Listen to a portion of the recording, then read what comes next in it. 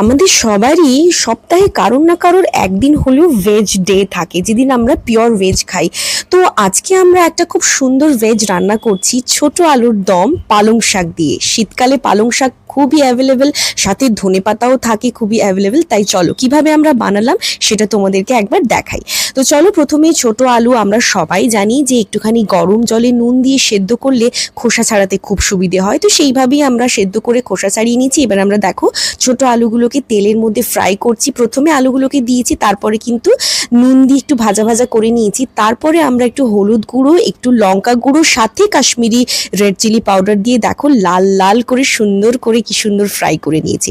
এবার যেহেতু বলেছি যে পালং শাক দিয়ে রান্না করব, তাই পালং শাকটাকে তো একটু ব্লাঞ্চ করে নিলাম আমরা। এইবারে ভালো করে দেখো জল ঝরিয়ে এবারে মিক্সিং বলে এটার একটা পেস্ট বানাবো। তো পালং শাক দিয়ে দিলাম, এবার সাথে একটা লঙ্কা দিলাম আর দিলাম আদা কুচি। তো এটাকে আমরা একবার ঘুরিয়ে নিয়েছি, তারপরে আমরা অনেকটা কিন্তু ধনেপাতা দিয়ে একটা পেস্ট রেডি করে নিলাম। এবার চলে এলাম মেন রান্নায়। তো ওই কড়াতেই আমরা দিয়ে দিলাম তেল, সাথে একটু তেজপাতা, শুকনো লঙ্কা, গোটা গরম মশলা আর গোটা জিরে একটুখানি রান্না করে তারপরে আমরা দিয়ে দিলাম হচ্ছে টমেটো। এই টমেটো আর গরম মশলার পুরো ভালো করে ফ্রাই হয়ে গেলে একটু গুঁড়ো মশলা দিয়ে দেবো, ধনে গুঁড়ো, জিরে গুঁড়ো, লঙ্কা গুঁড়ো, হলুদ গুঁড়ো, লাল লঙ্কা গুঁড়ো আর সাথে একটু নুন একসাথেই পুরোটাকে দিয়ে দিলাম।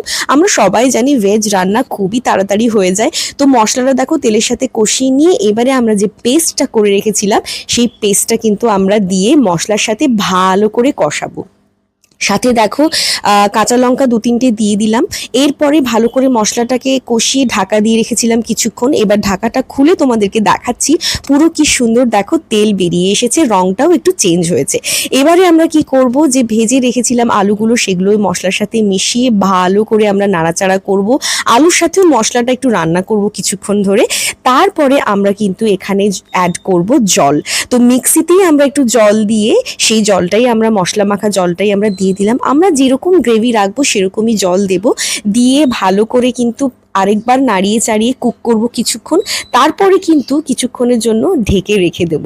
শীতকালে কিন্তু পালং শাকের যে কোনো রান্নাই খুবই ভালো লাগে, পালং চিকেনই হোক আর সে পালং পানিরই হোক আর আজকের পালং আলুও হোক, দারুণ লাগে খেতে, বলো। তো দেখো আমাদের রান্না কিন্তু রেডি, মশলা থেকে কি সুন্দর তেল বেরিয়ে এসেছে দেখেছো, একদম রান্নাটা কুক হয়ে গেছে। এই পর্যায়ে কিন্তু আমরা এইভাবেই গ্রেভিটাকে রাখছি, কারণ আমরা এই আলুর দমটা, স্পেশাল আলুর দমটা কিন্তু লুচি দিয়ে খাবো, তাই একটু মাখা মাখা রাখলাম। তো দেখো গ্যাস বন্ধ করে আমরা নামিয়ে নিলাম কড়া থেকে, আর ওপর থেকে একটুখানি ঘি ছড়িয়ে দিলাম। আহাহা, অনবদ্য অনবদ্য এত সুন্দর দেখতে লাগছে, খেতে